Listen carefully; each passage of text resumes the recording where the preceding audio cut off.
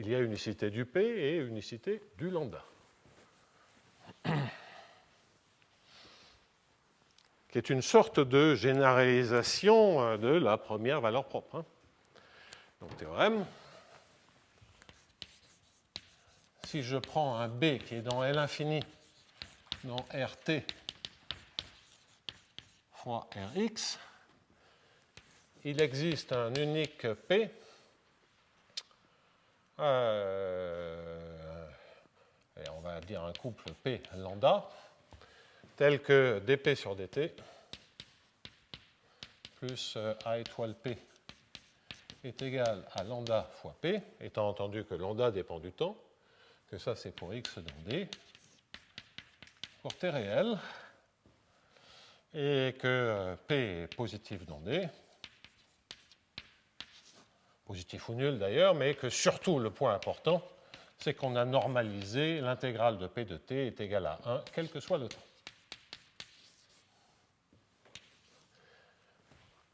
Si vous comparez avec le théorème que j'ai énoncé et démontré dans le cadre périodique ou de Neumann, c'est exactement le même théorème, à part que, évidemment, du fait qu'on ait les conditions limites de Dirichlet, eh bien, on a une sorte de première valeur propre temporelle, enfin, un objet, une fonction du temps qui sort ici. Bon. Donc, c'est une sorte de Perron-Frobenius pour des matrices qui dépendent du temps, un objet bizarroïde.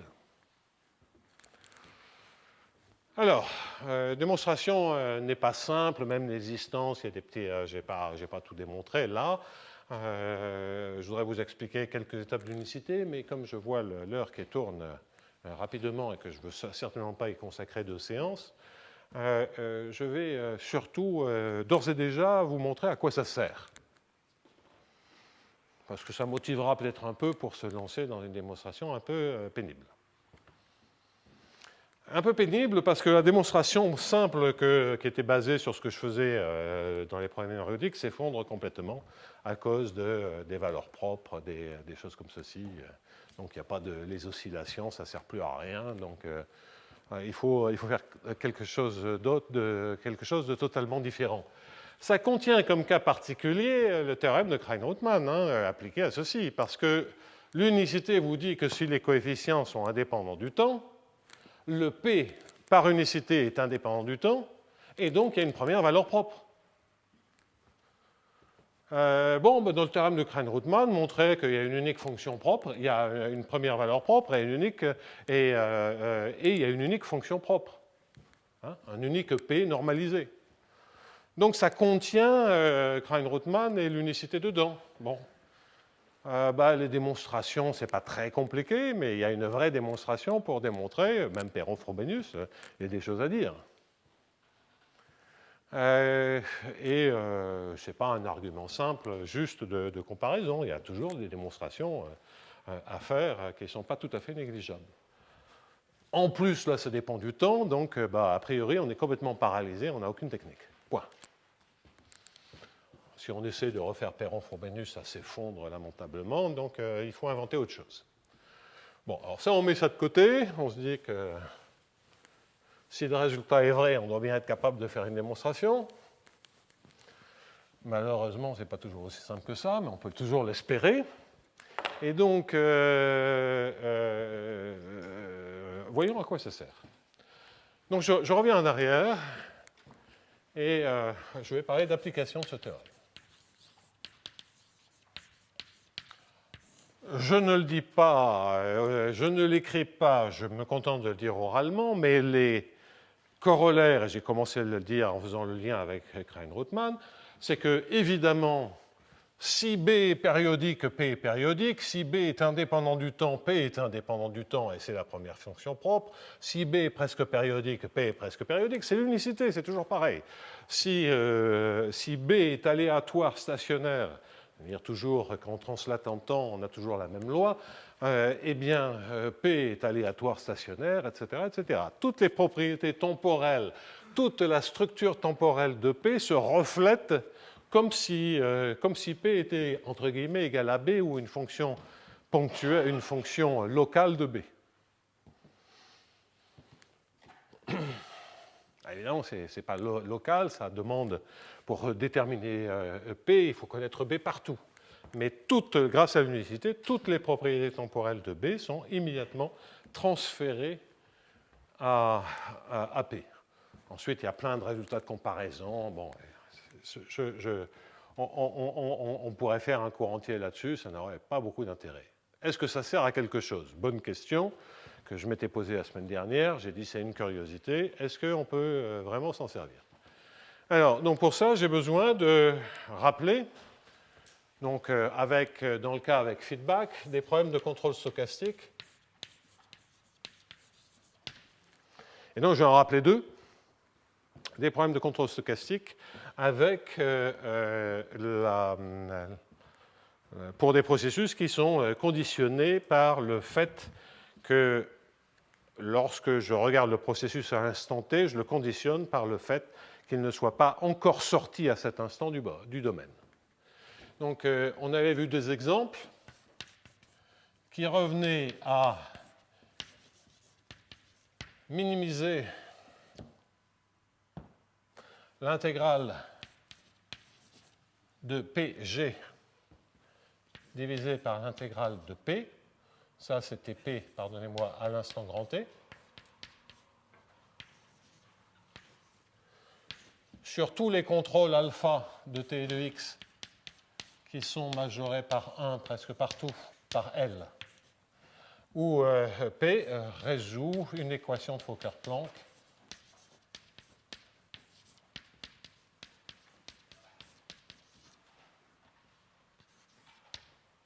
avec P égale à 0 sur le bord du domaine et P en T égale à 0 égale P0.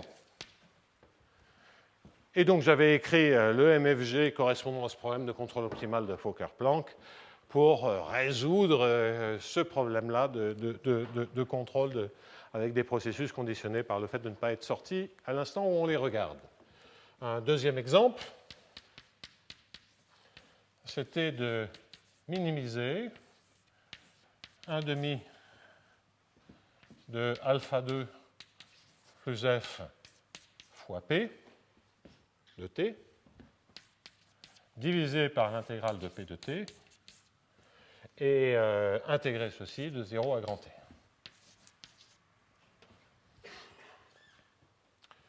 Donc ça correspondait à un Hamiltonien qui est la norme de gradient U pour l'équation d'Hamilton-Jacobi-Bellman habituelle, et ici 1/2 de gradient U carré moins F, où F est une fonction, F et G sont des fonctions de X.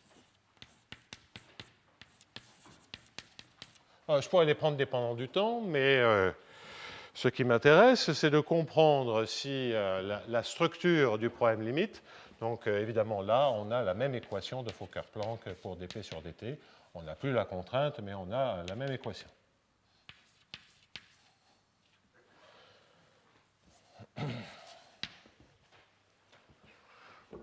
Bien.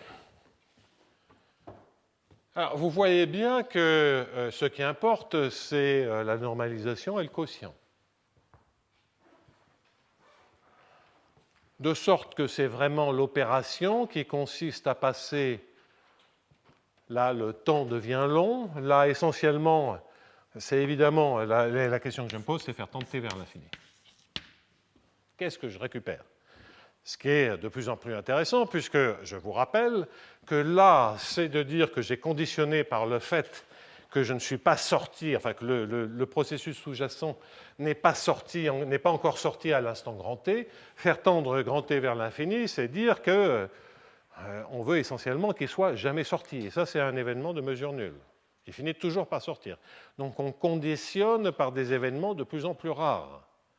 Donc on va s'éloigner aussi de plus en plus de la situation classique de contrôle stochastique dans laquelle il n'y a pas de conditionnement. Donc à la limite, c'est une manière de concevoir le conditionnement par un événement de probabilité nulle. Donc qu'est-ce que l'on récupère naturellement comme problème? Alors, ce qu'on a envie de dire, c'est que donc on se souvient que là, il y a la normalisation. Ce qu'on a envie de dire, c'est que dans le premier cas, si on prend nos désirs pour nos réalités, pour la réalité, nos désirs pour notre réalité. Donc, si on peut se dire, si on a de la chance, alpha va devenir indépendant du temps. Si alpha devient indépendant du temps, on a vu que P de t, ça se comportait comme une constante fois la première fonction propre.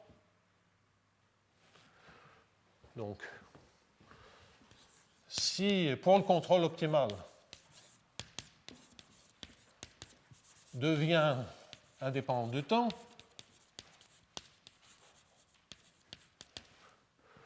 eh bien, qu'est-ce que j'ai envie de récupérer comme problème limite?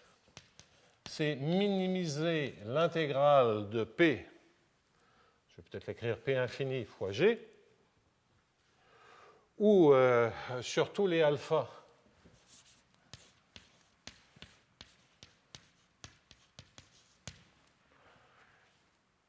et tel que moins Laplacien P,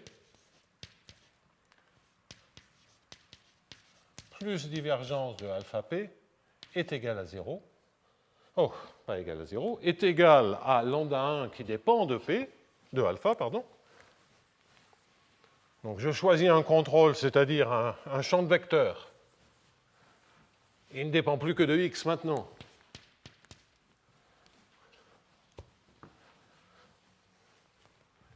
Et moins Laplacien plus divergence de alpha P est égal à lambda P, donc, où lambda est réel.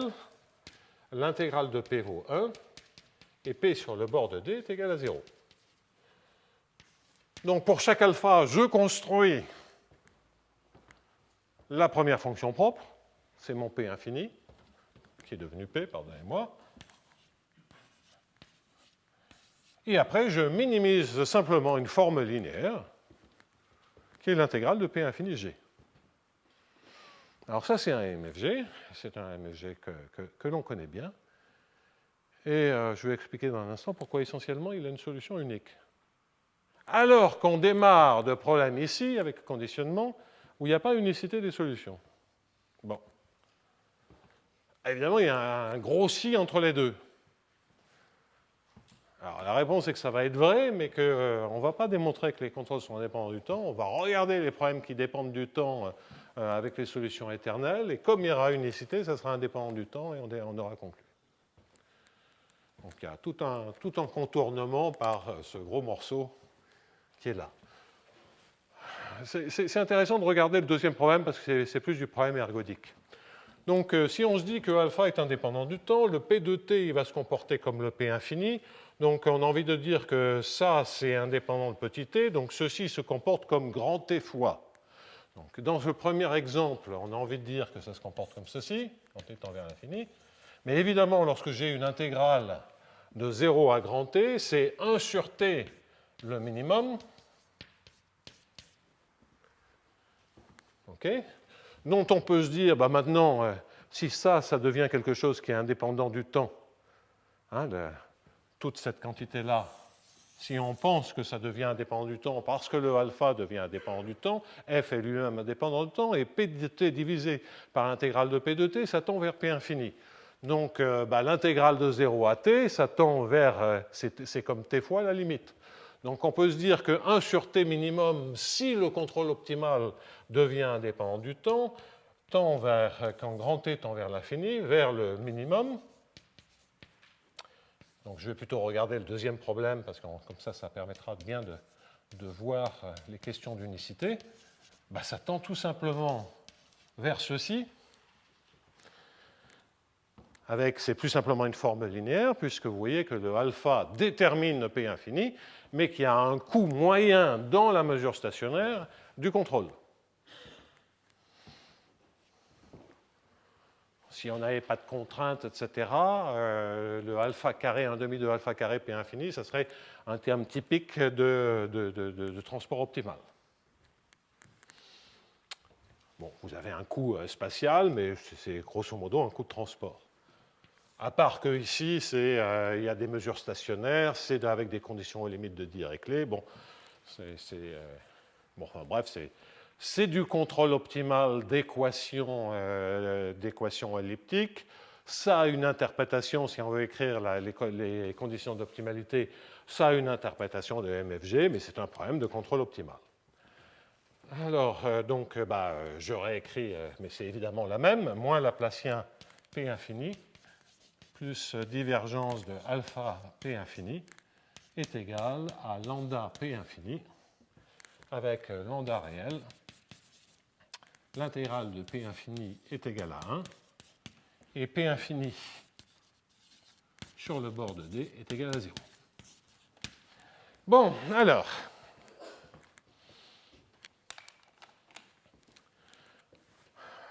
ça, c'est ce qu'on espère. Il y a un si, et il y a vraiment deux gros points d'interrogation. Alors, regardons un peu ces problèmes limites, et je vais me concentrer sur le deuxième.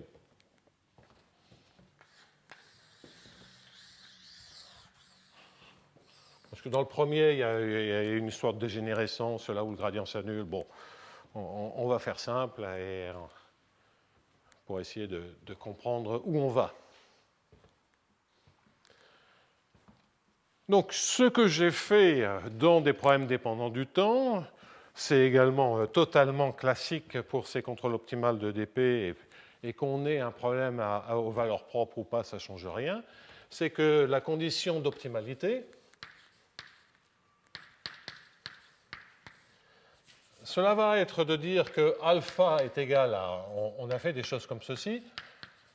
Souvenez-vous que vous vous souvenez peut-être que dans ce problème-là, c'était alpha égale moins intégrale de P fois gradient U. Mais ici, intégrale de P, ça vaut 1. C'est P infini, ça vaut 1. Donc il ne reste plus que moins gradient U. C'est un MFG classique. Où U vérifie l'équation moins Laplacien U plus 1/2 de gradient U carré est égal à lambda U plus F moins constante, tel qu'il existe une constante réelle.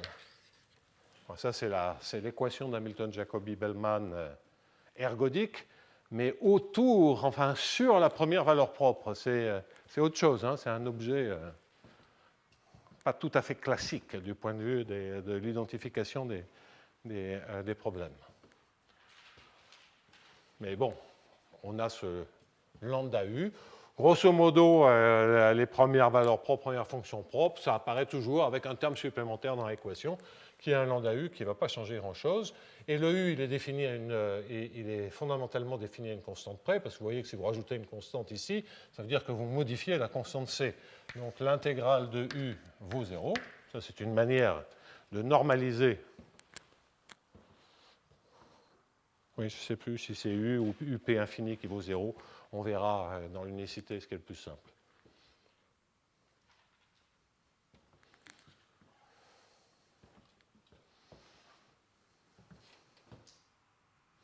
On verra.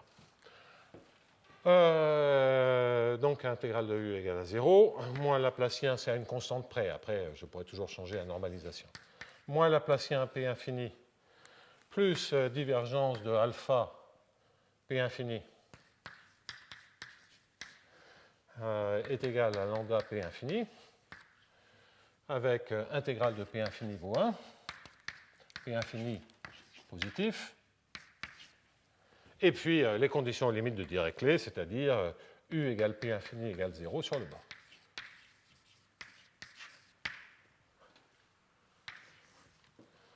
Bon, ça c'est un système stationnaire de MFG. Quand il y a fort longtemps, dans notre premier article sur la MFG avec Jean-Michel, enfin la première fois qu'on écrivait un truc, on avait regardé des problèmes stationnaires comme ça, à part que c'était en périodique et on avait lambda égal à 0. Mais en fait, c'est exactement la même structure. En particulier, il y a une unique solution de ce problème. Et donc là, je veux insister, c'est que j'insiste bien sur le fait que, et en fait, la fonctionnelle qui est ici, elle est convexe en alpha. Donc, évidemment, le problème de minimisation, il a une seule solution. Donc ça, c'est convexe en alpha, existence et unicité, convexité, c'est un problème d'optimisation convexe. Alors que le problème qui est ici n'est pas convexe. Si on avait regardé le problème standard sans tout le fatras de conditionnement, ça serait convexe. Mais il y a le conditionnement, on dévie, c'est plus non linéaire. Mais quand t tend vers l'infini, ça devient un problème convexe. Bon. Et donc, on se dit, il y a quand même peut-être un espoir que cette limite soit vraie, parce que le problème à la limite est bien fichu. Oui, mais le problème à la limite, c'est celui où on fait une grosse hypothèse. Donc, c'est un cercle vicieux. Alors, je vais vous montrer l'unicité, ou un argument de monotonie qui montre en fait la convexité. Et après, je vais expliquer comment on peut contourner le si.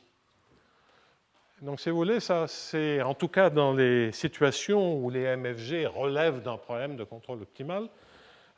C'est une alternative à ce qu'on avait fait avec Alessio Porretta et Pierre Cardellaghe pour comprendre le comportement en temps long des MFG.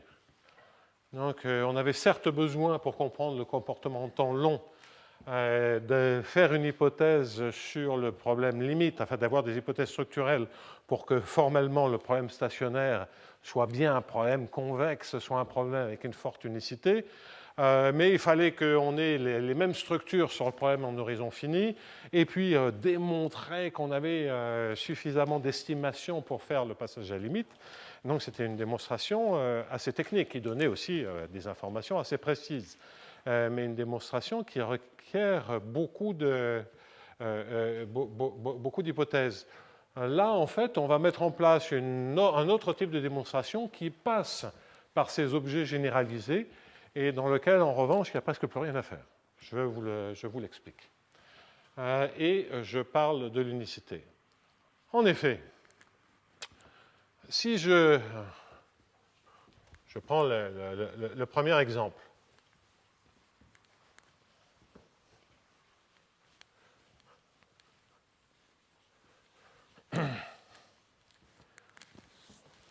OK, je vais faire tendre grand T vers l'infini.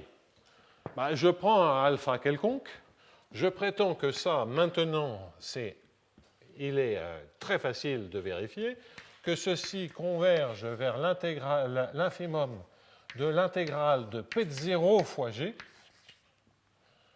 sur tous les alphas de T et de X majorés par une constante L, mais là c'est presque partout pour T réel et X non R.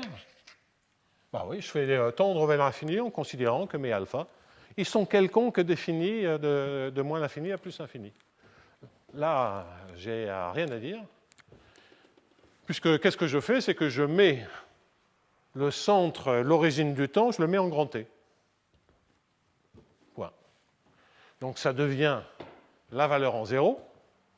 Évidemment, les alphas, ils restent quelconques et ils vont être in fine définis pour tout temps. Et le P qui m'intéresse, eh bien, on a envie de dire qu'il va être défini pour tout temps. Mais je l'ai normalisé, donc c'est le tilde. OK? Et le tilde, on a vu qu'il convergeait vers cet unique truc. Et donc, qu'est-ce que je récupère ici? Je récupère le problème que j'ai mentionné là, à part qu'à la place d'avoir la mesure stationnaire, j'ai la valeur en 0 de cette généralisation de mesures stationnaires spatio-temporelles. Et donc, la seule chose que j'ai ici, c'est d'écrire maintenant dp sur dt plus ap, enfin, je vais l'écrire, moins 1,5. Ouais, les 1,5 apparaissent de manière aléatoire. Hein.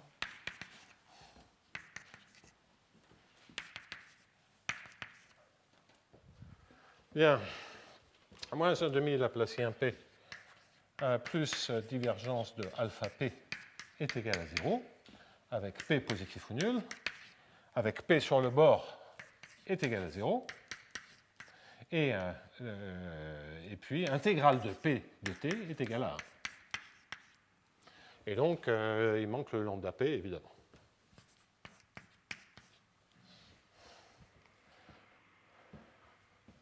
et lambda réel. Bien. Donc, qu'est-ce que je suis en train de dire?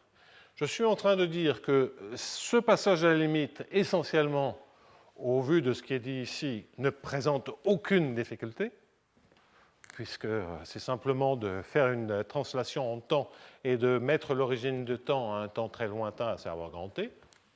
Donc ça, c'est quasiment une tautologie.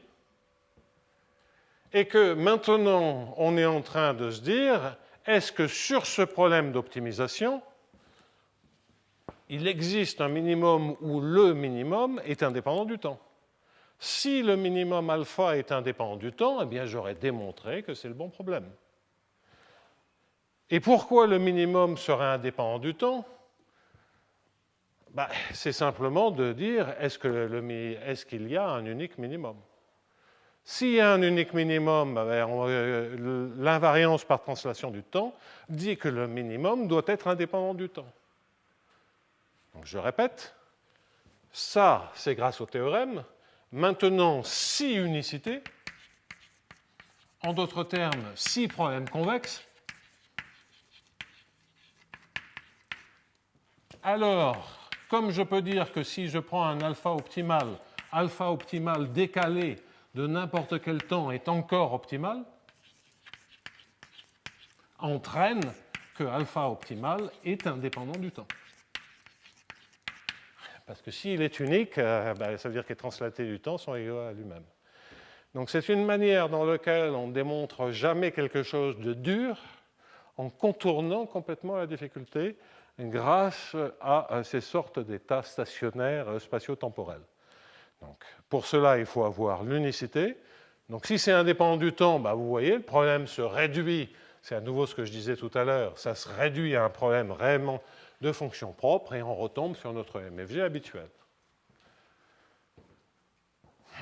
La convexité qui est là, ça va être exactement la même démonstration que la convexité qui est là-bas, avec une technique supplémentaire dont on se sert pour démontrer l'unicité ici. Donc, je vais commencer par vous montrer l'unicité sur le problème qui se révèle être le problème unique. Donc évidemment, la fin de l'histoire, c'est qu'on peut lever les points d'interrogation. On a effectivement démontré, et on peut enlever le si, on a effectivement démontré que ces problèmes en temps long, de conditionnement en temps long, convergent exactement vers ces problèmes de contrôle optimal, qui sont des problèmes de contrôle optimal qui n'ont plus grand-chose à voir avec les problèmes de Hamilton-Jacobi-Bellman, sans conditionnement. C'est vraiment du contrôle optimal de première fonction propre, de première valeur propre.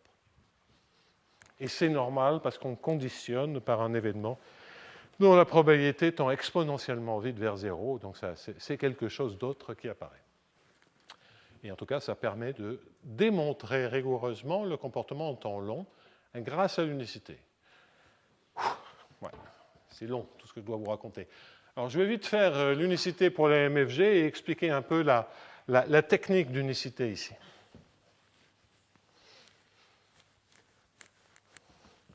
Parce que ce n'est pas totalement standard. Et qu'il y a une astuce que je veux signaler.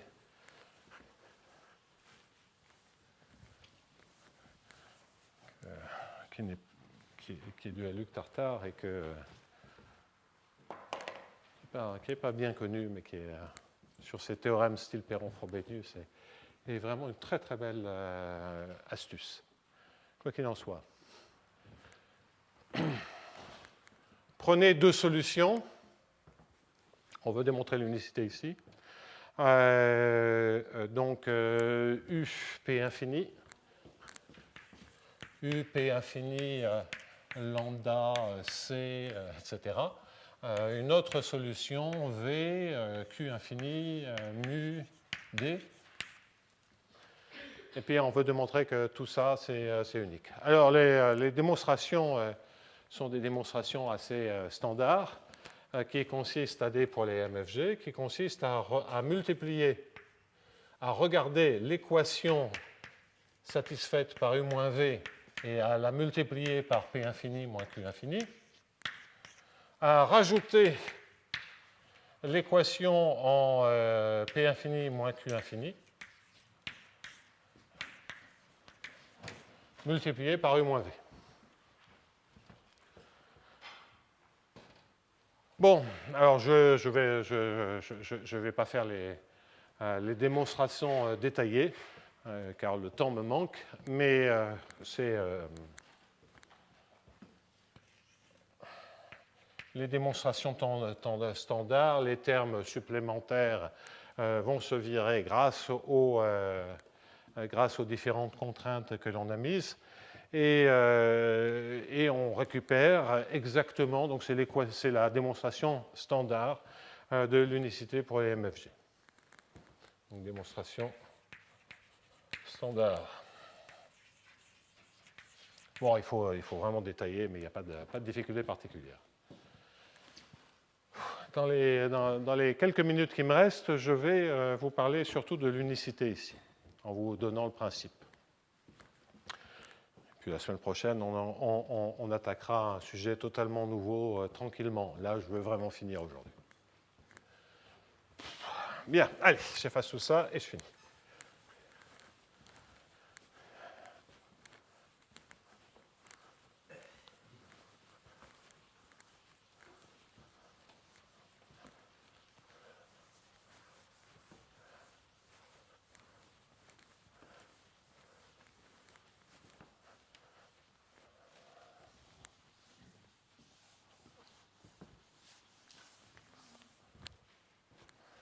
Bien.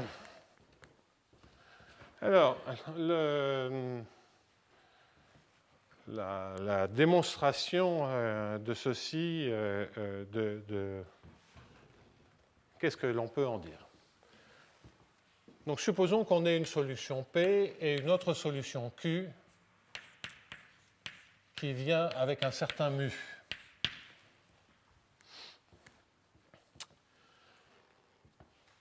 On va en fait se ramener dans un premier temps à mu égale lambda en construisant une autre solution qui ne sera plus normalisée mais qui aura la même valeur propre temporelle,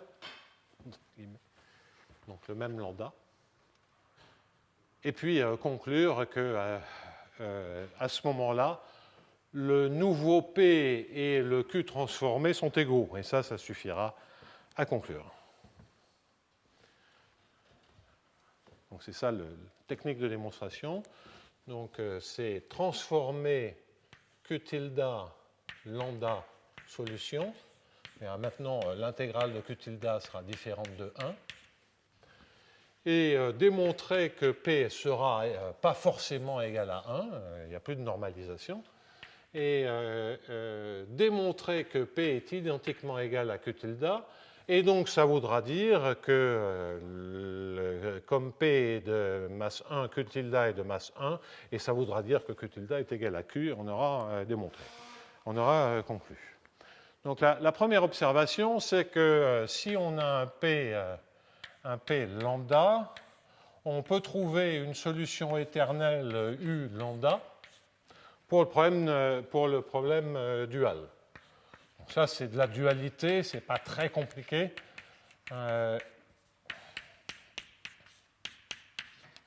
Est égal à lambda U. Donc ça, c'est la première étape. Égal à lambda U, où U sur le bord, U strictement positif à l'intérieur, et U sur le bord est égal à 0. Bon, c'est pas très compliqué, parce que pour ce lambda-là, eh bien, vous allez récupérer, comme précédemment, que d sur dt de l'intégrale de UP est égal à 0. Et donc, si vous résolvez le problème de moins grand t ou de moins l'infini à grand t, et que vous voulez obtenir des bornes, cette identité, comme U est strictement positif, va vous fournir des bornes. Parce que vous saurez que si vous avez pris une condition, Donc vous résolvez, ça c'est l'existence, on résout ce problème-là, c'est un problème rétrograde, donc aller du côté de moins l'infini, il n'y a pas de souci, jusqu'à grand T, et on va faire tendre grand T vers l'infini. Vous vous donnez U de grand T égale ce que vous voulez, une fonction fixe, et donc cela vous dit que l'intégrale de U de T fois P reste bornée indépendamment de T. C'est égal à l'intégrale de U0P, donc c'est une valeur fixe. Et donc ça, c'est quasiment une borne L1. Si vous avez une borne L1, vous avez toutes les bornes que vous voulez. Donc voilà pourquoi il existe une solution, en fait, telle que l'intégrale de UP soit égale à 1 si j'en ai envie, quel que soit T. OK? Donc, par dualité et par approximation, vous obtenez une borne si vous avez un P et vous trouvez une telle solution. Bien.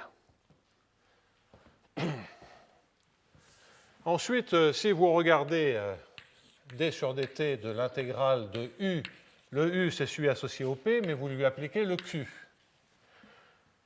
Donc, évidemment, ce que vous allez récupérer, c'est un du sur dt, ça fait moins lambda U. Ce que vous allez récupérer, c'est mu moins lambda à l'intégrale de UQ. Bah oui, c'est le défaut de valeur propre. Avec le U, vous avez du lambda, enfin du moins lambda. Rappelez-vous, quand on avait mu égale lambda précédemment, on avait 0. Mais si vous avez, entre guillemets, deux valeurs propres, bah, vous avez la différence. Mais maintenant, comme U est borné et que Q est borné, Q est borné, on l'a normalisé, donc tout le Q et les Q sont bornés indépendants du temps, les U sont bornés indépendants de temps. Ça veut dire que lorsque vous intégrez ceci, c'est-à-dire les puissances, la primitive de mu moins lambda,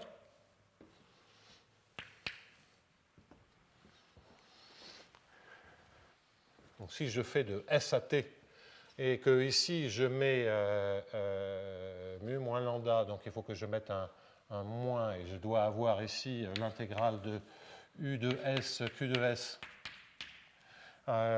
et ici l'intégrale de U de T, Q de T. Donc c'est égal à ceci. Or, je sais que ceci est minoré et majoré indépendant de T, comme celui-là l'est. Bah donc ça veut dire que l'exponentielle est minorée, majorée, ça veut dire que l'intégrale de S à T de mu moins lambda est bornée indépendante de S et de T. OK? Bon.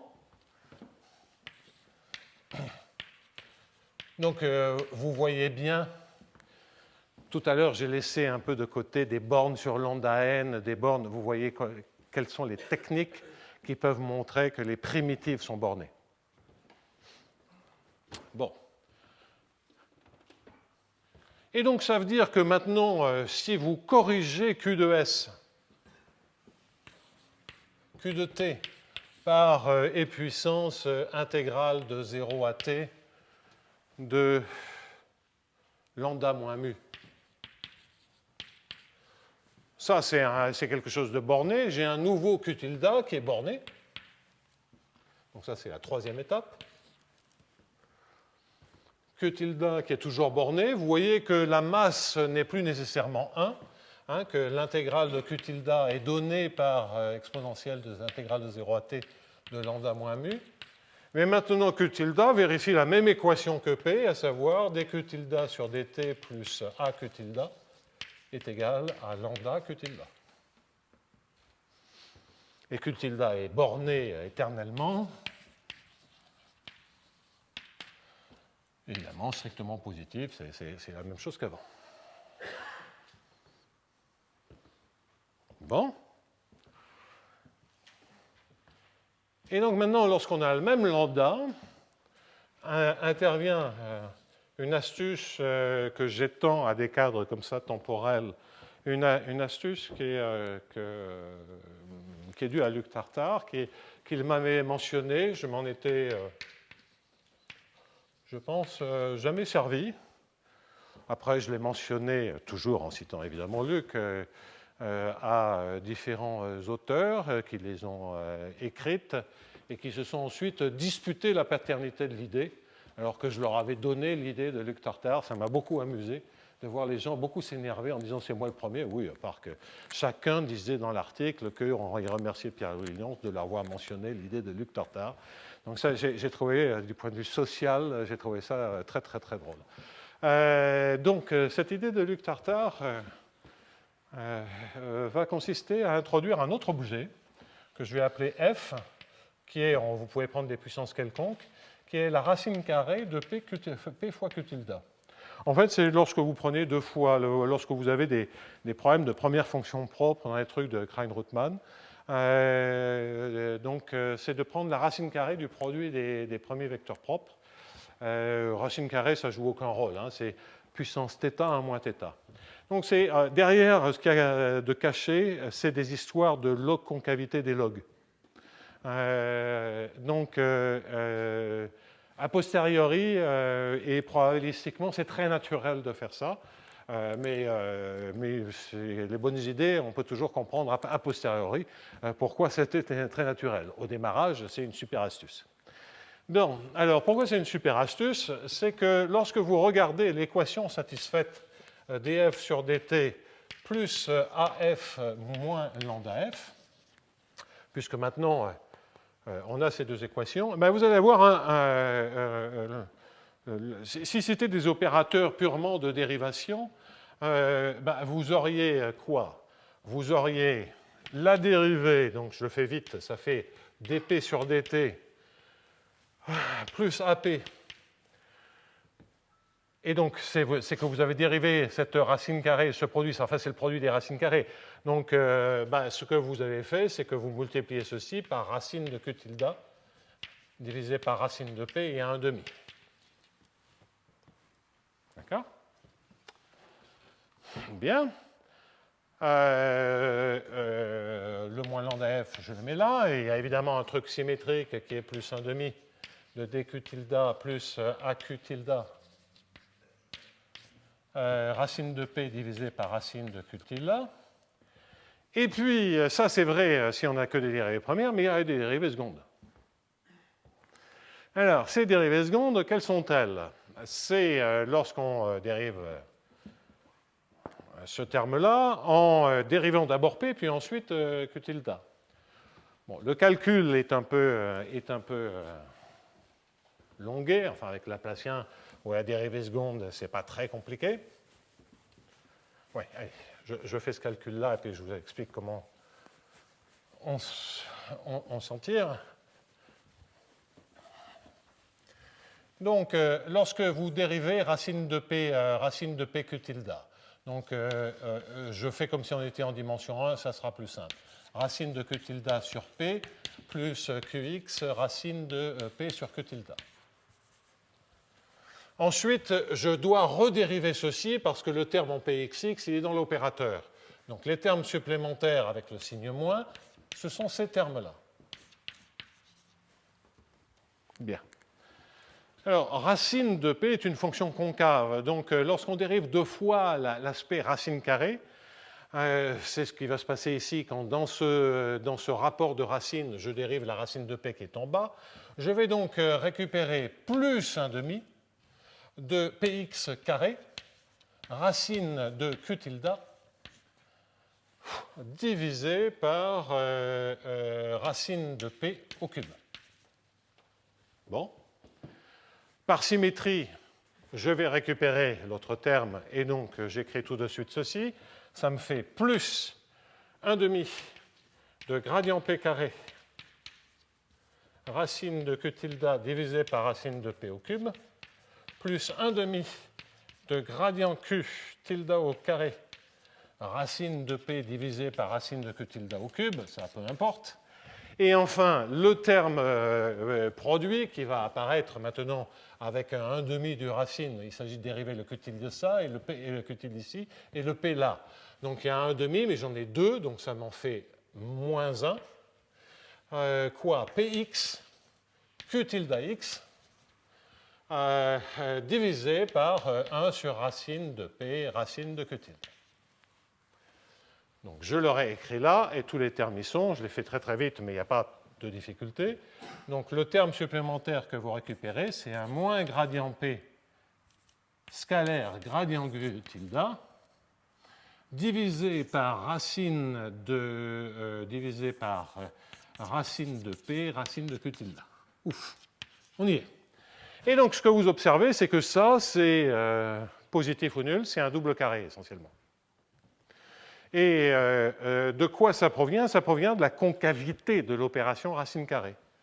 Donc quand vous dérivez deux fois une fonction concave, c'est négatif. Comme il y a un signe moins devant, c'est positif. Donc tout ce terme est positif.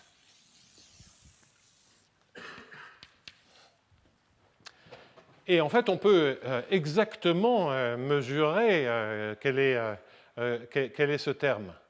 En fait, c'est quelque chose, comme si je ne me trompe pas, parce que ça sera important de le garder.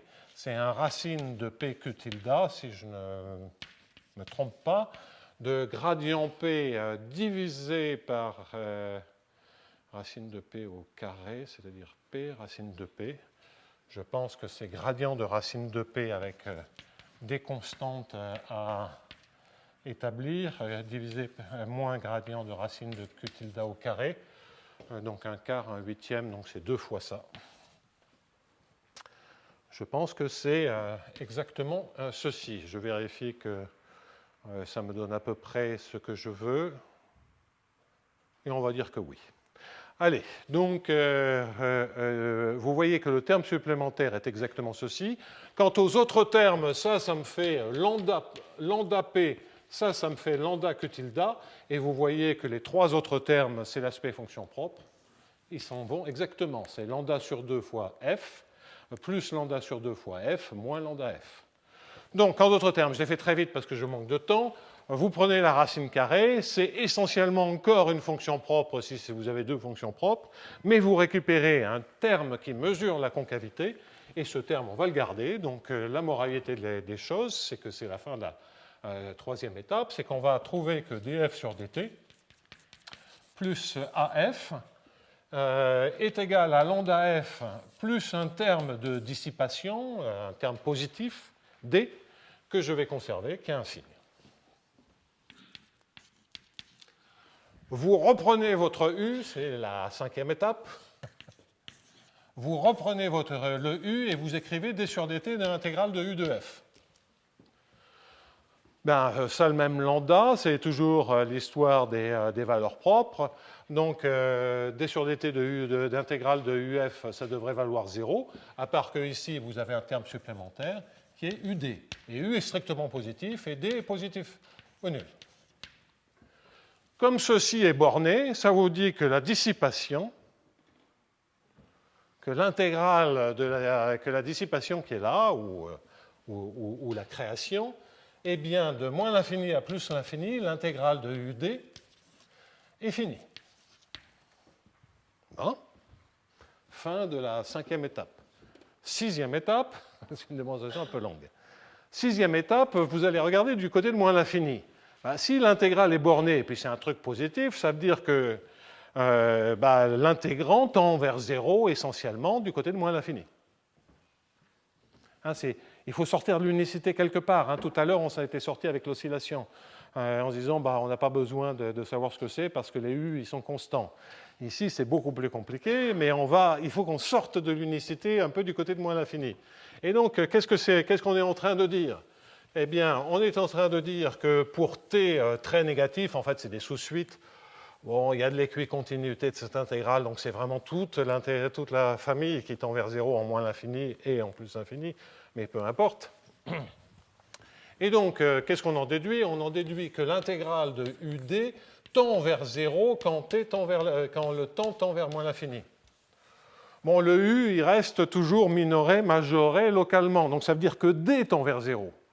Et D tend vers 0, le D, c'était racine de P, racine de Q, multiplié par gradient de racine de P moins gradient de racine de Q. Ça veut dire que gradient de racine de P moins gradient de racine de Q tilde tend vers 0 quand T tend vers moins l'infini. Okay. Et c'est là que vous récupérez une information, quelque part, qui dit que P ressemble à Q tilde en moins l'infini. Et c'est ça qui va vous permettre de conclure. Donc, ça va vous dire que pour t égale moins grand t, t grand, ça va vous dire que P est semblable à Q tilde, et c'est ça qui permet de démontrer l'unicité. Parce que la différence des normes L1 ne peut pas bouger. Si vous savez que vous êtes proche à un instant, vous le restez pour tout temps. Et donc, en particulier, en étant très, très négatif, en 0, vous saurez que vous êtes très, très, très proche. Donc là, on a récupéré, enfin, grâce à l'astuce de Luc Tartare, on a récupéré que racine de P et racine de Q tilde se ressemblent quand T est très négatif. Vous allez me dire, oui, c'est le gradient, elle est constante près. Non, mais ça vaut 0 au bord. Donc c'est vraiment racine de P qui est proche de racine de Q tilde. Donc quand je dis ça, qu'est-ce que ça veut dire? Ça permet de démontrer, je vais être un tout petit peu plus précis parce que le point j'en suis à avoir débordé, P moins Q tilde a autant petit t en norme L1 tend vers 0 quand t tend vers moins l'infini. Ensuite, grâce au principe du maximum et à la normalisation de la masse, ça va entraîner que le sup sur tous les S supérieurs à moins t de P moins Q tilde de S en norme L1 tend vers l'infini quand t tend vers moins l'infini, donc en particulier en 0. Et donc, cela veut dire que P de 0, que P, enfin, ce que ça veut dire, c'est que P de S est égal à Q tilde de S, quel que soit S réel. Et donc, rappelez-vous, comme on est parti d'un Q, qu'on a fait un changement exponentiel de temps pour que ça devienne, pour qu'on ait le même lambda, mais que le Q était normalisé, et que le P est normalisé, ça veut dire que le Q tilde est normalisé, ça veut dire qu'on n'a pas changé de temps, ça veut dire lambda égale à mu. Bon, enfin, vous voyez, j'ai fait très très vite la démonstration. Il y a plein d'étapes, mais ce n'est pas une démonstration standard. Vous voyez que ce qui fait marcher les choses, c'est effectivement le passage de dual à primal, et que donc, si on contrôle une solution, on contrôle l'autre par dualité. Et qu'après, il s'agit de sortir la simplicité, ça c'est le principe du maximum fort, la simplicité de la première fonction propre, de la simplicité aussi de la première valeur propre, et que, à part les arguments un peu abstraits pour Krein-Rootman, là, il nous faut une démonstration beaucoup plus constructive, beaucoup plus concrète, et c'est le rôle joué par l'astuce de Luc Tartare avec la racine carrée qui permet de sortir quelque chose qui va mesurer un peu l'écart entre les solutions potentielles, à savoir le gradient des racines carrées, la différence des gradients de racines carrées. Bon, vous avez bien compris qu'il y a il y a un millier de détails à vérifier, mais voilà l'esprit de la démonstration qui permet de construire des objets un peu bizarres. Bon. Si on disait on va faire ça pour des matrices, on dirait c'est un truc de fou. Mais vous avez vu à quel point c'était naturel ici. Et on prend des problèmes qui sont en horizon fini. On a a priori des choses, un contrôle optimal qui dépend. C'est une situation où dès qu'on s'intéresse à un problème de contrôle optimal, l'équation style parabolique, on va être dans ces situations-là, parce qu'on va avoir un contrôle qui dépend du temps, et on aimerait pouvoir dire que le comportement de temps long est régi par des contrôles stationnaires. Bon, ben ça nous permet de regarder systématiquement la limite en temps long, parce qu'on garde toutes les dépendances temporelles, et après, est-ce que ça devient stationnaire en temps ou pas? Ben, c'est un problème qui est maintenant posé sur ces solutions éternelles. S'il y a de l'unicité, ben c'est stationnaire, et s'il n'y a pas d'unicité, ben c'est le problème avec les solutions éternelles. Donc c'est la logique naturelle de problèmes de contrôle optimal en horizon fini, quand l'horizon tend vers l'infini. Ce sont des problèmes comme ça qui vont apparaître lorsqu'on fait du contrôle d'équation de Fokker-Planck. On n'a pas le choix. Dans beaucoup de problèmes, il y a suffisamment d'unicité pour qu'effectivement on puisse éventuellement s'en tirer directement ou en tout cas retomber sur des problèmes standards à la fin. Mais on peut, je suis sûr que je peux construire des situations où ça ne sera pas le cas. Et on gardera cette structure de, je ne sais pas comment les appeler, de solutions invariantes, de solutions éternelles. Je ne sais pas comment les appeler. Ce n'est pas stationnaire puisque ça bouge au cours du temps, mais c'est défini de manière unique et c'est aussi bien défini qu'une mesure stationnaire ou qu'une mesure quasi-stationnaire. Et donc c'est un objet naturel. Voilà, donc ça c'était mon interlude. La semaine prochaine, on bascule complètement. Plus de contrôle, enfin pas tout de suite en tout cas, plus de contrôle stochastique, plus rien. Donc on va parler d'interface et de différents problèmes asymptotiques associés aux jonctions, aux interfaces. Donc j'en avais parlé un peu. On va réviser l'électrostatique, on va s'amuser à comprendre les relations de Kirchhoff, etc., avec des ETP. Allez, donc, et puis ça sera d'ailleurs le dernier cours. Il y a cours la semaine prochaine d'ailleurs ou pas? Je ne suis même pas sûr. Bon, c'est à vérifier, que je ne vous dise pas de bêtises. Je sais qu'il y a 2 cours en janvier, que le prochain cours, je ferai les interfaces, et que le prochain cours, et me semble-t-il, parce que je manquais de date la semaine prochaine, mais c'est quand même à vérifier, puisqu'on s'approche de manière dangereuse des vacances de fin d'année. En tout cas, je sais qu'il n'y a pas de séminaire. Séminaire dans 10 minutes.